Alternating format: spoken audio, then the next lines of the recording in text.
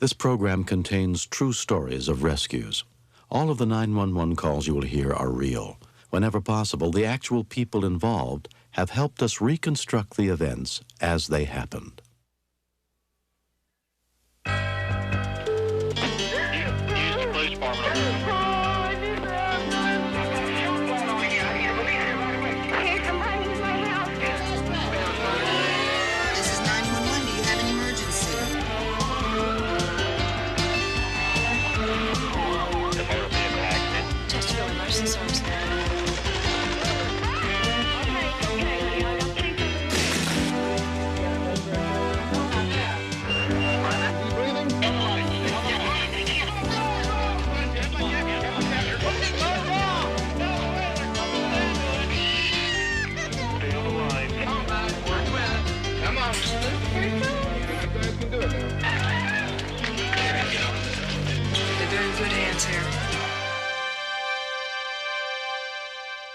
In the very early morning of May 3rd, 1990, in the suburbs of Lake Charles, Louisiana, most of the members of the Bellin family were sound asleep, but Angela Bellin, just 2 weeks away from the due date of her second child, had some news that she just couldn't keep to herself. Ronnie, get up. Get up. It's time? Yeah, you get the kids on the outside. Okay. Before heading for the hospital, Angela and her husband Ronnie planned to drop off her 6-year-old daughter at the babysitter's house. When we got to the babysitter's, Angie was in extreme pain. We took her and we put her in the back seat to make her as comfortable as possible. We were going to go ahead and go on to the hospital. We made a half a block, and Angie just started hollering, and she was hurting and cramping, and she was in severe pain. Come on, baby. Hang in there. We'll be okay. Come on, sweetheart. She's there, Ronnie, well, I'm not going to make it. I'm not going to make it. I'm hurting too much. The nearest hospital was more than 15 miles away, so Ronnie rushed back home to call Angela's doctor. His 12-year-old son, Brandon, stayed by her side. It's going to be okay. I was telling Angie it was going to be okay. And Daddy's going to call the doctor, and everything's going to be okay. Brandon, I feel the head. Go get your dad. When she told me the head was out, I really freaked. Because I didn't know what was happening or what was going to happen. Yes, sir, Doc. Dad, the baby's head's out. Oh, my God, the head's out, Doc. What do I do? And he just said to get an ambulance and get her comfortable. At 1:45 a.m., the call came in to dispatcher Julie Elliott. 911, what is your emergency? I got an emergency. I've got my wife having a baby. You have your wife having a... My wife's having a baby. The baby's halfway out. I live off Pinecone Drive. I need an ambulance immediately. The baby's halfway out? Yes, ma'am. I need help. The local volunteer rescue squad was immediately dispatched, along with an ambulance from 5 miles farther away.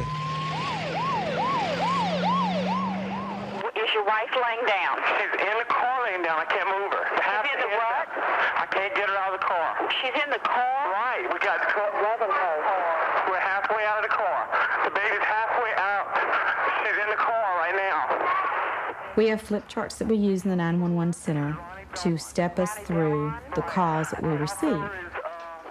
But Julie had never used the childbirth cards before. Sir, what I want you to do is get some towels and put right underneath her rear end where the baby's coming out. Towels, right. Okay, we can do that right now. Okay. Okay, the head is out. The head is out? Yes. Okay. The baby's head was getting ready to come out. You can see a portion of it. Same token, I'm saying, I want to go find a closet and hide in it. I can't handle this. I'm squeamish, weak stomach. I passed out that blood. I can't do this. Can you get an ambulance here? Quick. My partner has called the ambulance. What I'm going to do is stay on the phone with you until we get the baby delivered, until they get there, okay? Okay. He was on a portable phone, and I knew I needed both of his hands free to be able to work and help get the baby out. I actually felt like I did want to jump through the phone to be there to do it for him. Is she okay? Baby's coming out right now. What I do? When we continue, Mr. Bellon was so excited that I had to get control of him. And if he does something wrong, it could mean life or death.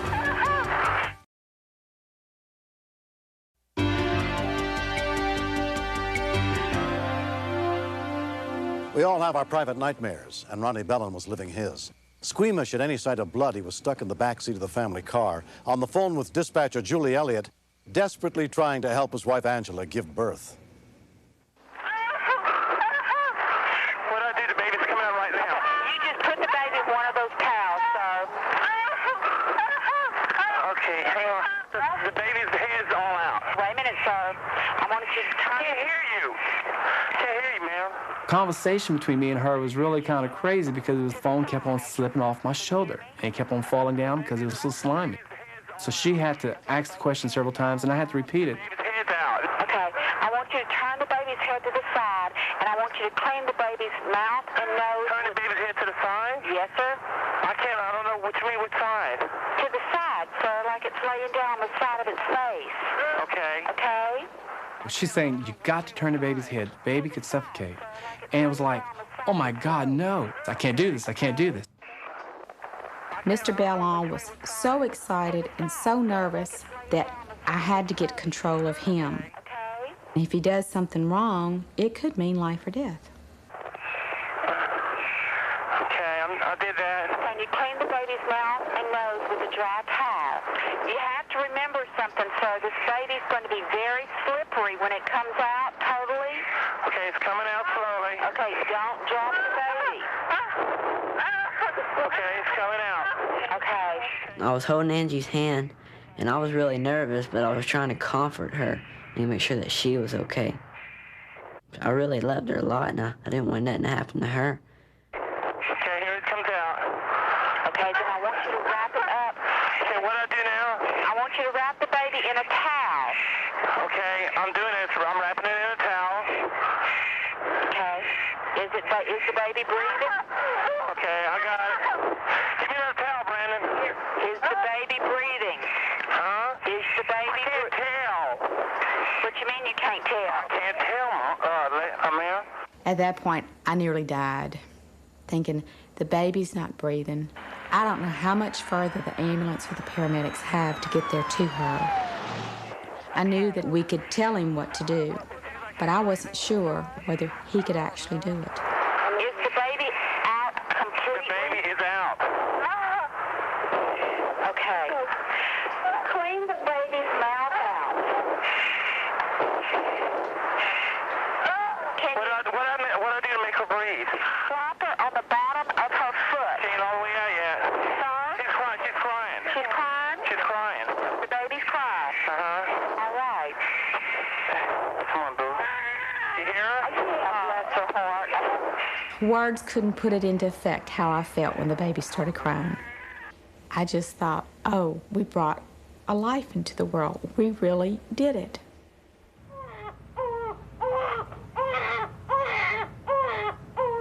I seen that baby crying, and I felt like crying myself because I was so happy. I want you to just wrap her in that. Okay, I got her out. I got her wrapped up. Just put her on her mama's stomach where the mother can hold the baby right Okay, there. put her on the mother's stomach, okay? Yes, sir. Don't touch the corn or anything like that. After she was born, I was so relieved because Ronnie had taken care of her, Ronnie had taken care of me, and she was okay. She was breathing, she was alive, she sounded very healthy, and I was very, very excited. It was like a load, a ton of weights just lifted off me. Peace of mind, excitement, thrills, all at the same token, completely all in one lump sum. For that spare moment, it was like God has gifted me with the most wonderful, greatest thing in the world. Oh, damn, here they are. Somebody, I don't know who. Sir, I don't know. you did real good, okay? Okay. You just delivered your baby. Yeah, no joke. Something you never thought you'd do. No, I passed out at blood, so I don't know what to think The about. little lady on 911 made me feel that she was part of me. I was right there, she was right there, and together we done it. I can handle this. It felt like I was hugging her, and it was on a phone. It was on a portable phone. Okay. Glad I could help. Thank you, ma'am. You will. I actually helped this man deliver his child. I got choked up, and he got choked up, and we were both just glad it turned out the way it did. Brandon accompanied Angela to the hospital so Ronnie could drive himself. A few minutes after they left, Ronnie followed in the still bloody family car. I was on my way to the hospital. I was just all pumped up. I was all excited. All I could think of was getting to the hospital. I was speeding, and I knew I was.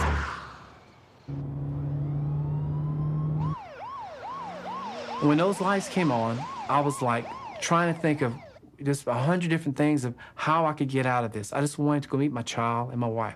What's your name? Ronnie Bellon. Let me see some identification. Driver license. Oh, I don't have it, sir. I was all grossed out and disgusting and everything. I was just something like you would see on a horror movie. Right here. I felt like the officer thought that I was some kind of a criminal that just killed somebody, murdered somebody. 10-4 Westline. When the officer verified my story, he really couldn't believe this either. Congratulations, Mr. Bellon. Have a good day. Thank you very much, sir. It's been a year since Brittany Ray Bellon was born, and someday when her parents tell her the wild story of her delivery, they'll have the proof to back it up. When the birth certificate came in from the hospital, it had attending physician Ronnie Ray Bellon. Ronnie, I think, was jumping up and down because he said he felt like he had actually got recognized for what he did. I am very proud of my husband. I think he did an incredible job. He came to my rescue, he came to Brittany's rescue, and he delivered her. And I think people are going to always look up to her and say, she's got a special dad. Truck. Watch the truck. For the rest of my life, I don't think I could ever experience the feeling of what my son, my wife, and with myself accomplished what we did with the love that we had for each other. You're proud of it, and you've succeeded in something really beautiful. When I see Brittany, I think there really is a special bond because I was there when she was born. That bond is something else that no one could ever take away. Yay! I would die for her, I think. I love her that much. There you go. I love my daughter with all my heart and soul. I brought her in this world. I love her with all my heart.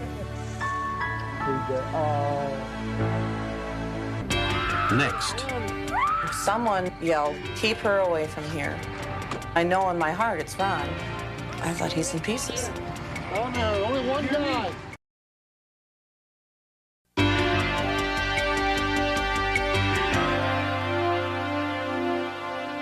The bait and tackle shop that Linda and Ron Shams owned near their home in Onalaska, Wisconsin, had been a family-run business for more than 20 years. As usual, the Shams spent most of the 1991 Memorial Day weekend working at their store. By Monday night, all they wanted was some quiet time at home together.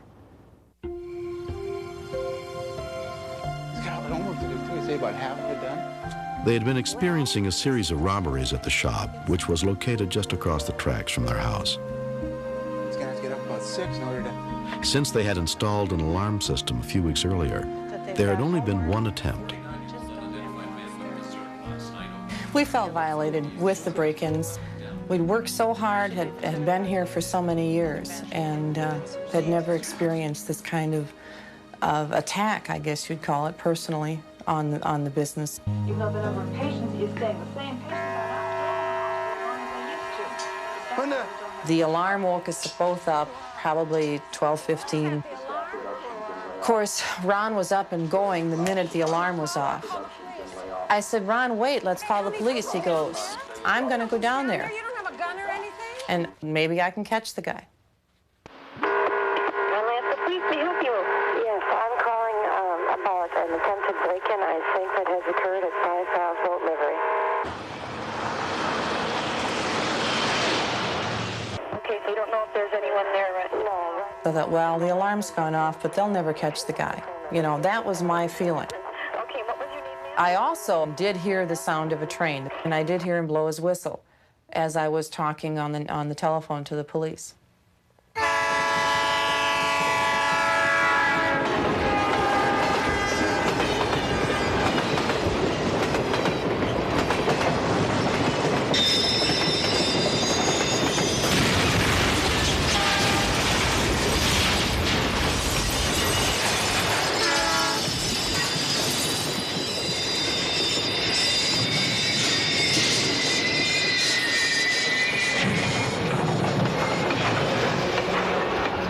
While workers on the train ran to try to help any victims, the conductor, Bill Varnum, called 911 to report the accident.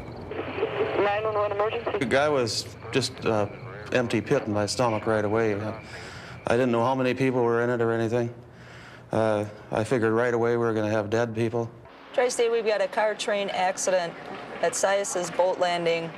Units with the Onalaska Fire Department were immediately dispatched to the scene. Nothing here.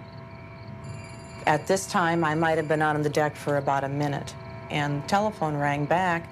And the 911 dispatch center is calling me to find out, did I know anything about the emergency call that was placed at the same time mine was, the call that reported a vehicle-train collision at the same location. Oh, my God.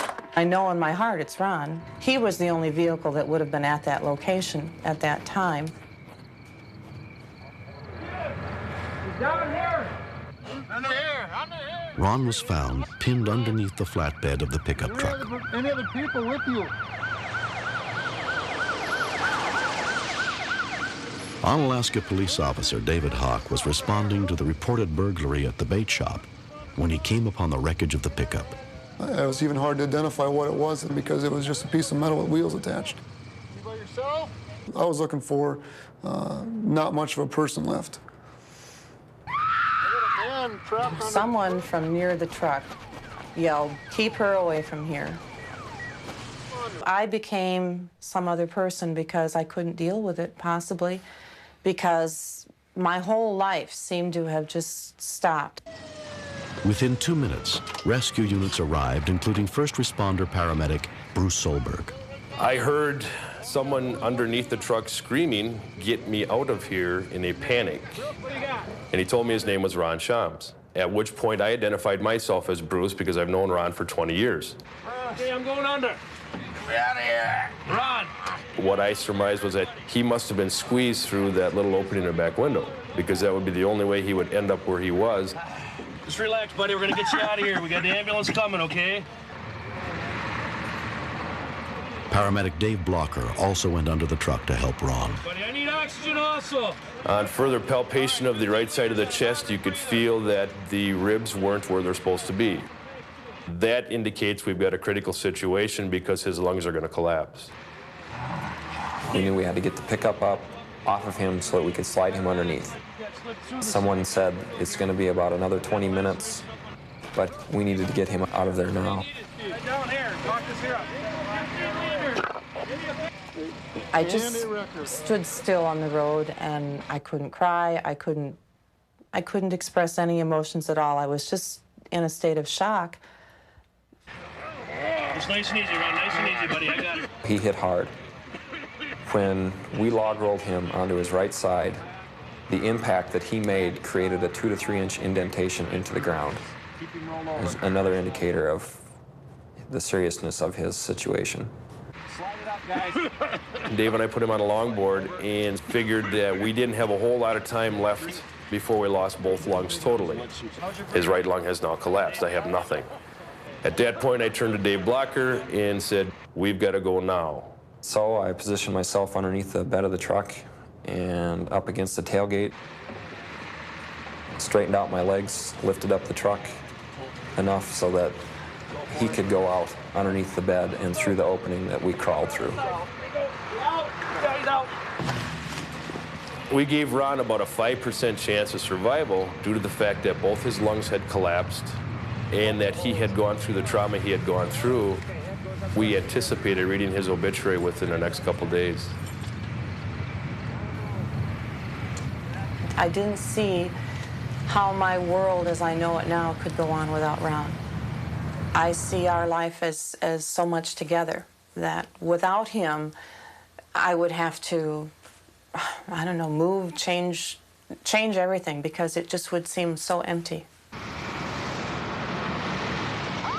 Ron Shams suffered 18 broken ribs, 2 punctured lungs, cracked vertebrae, and a shattered shoulder blade. 5 months later, the painful memories of that night still linger on. I think anger blinds people. I had one thing on my mind, and that was getting the bad guy. I thought I could beat the train, and I didn't rationalize what could have happened. I didn't think it through. Ron certainly has paid for his attempt against that train. He's got a shoulder that will forever be stiff. I don't know to this day how Ron was able to survive the train accident. I was grateful to everybody involved. And I told my wife, when I come out of this, we're going to have a party. I think to a certain extent I look at everything with different eyes. You know, it could have been over so quick. And I've been given a second chance, as it were, to take a second look at yourself, take a second look at everything around you. Yeah, oh, let's go get warmed up. Excellent.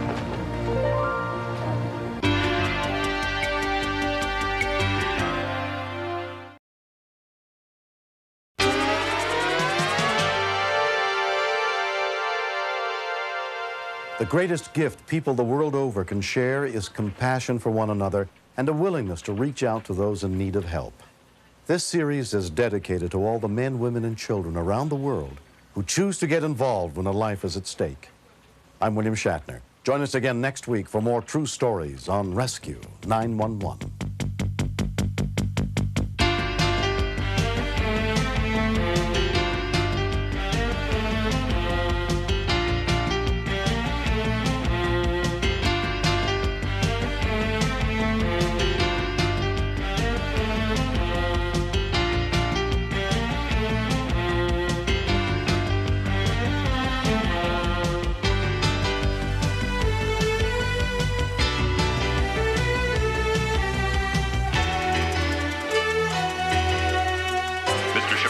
Step out of the car, please.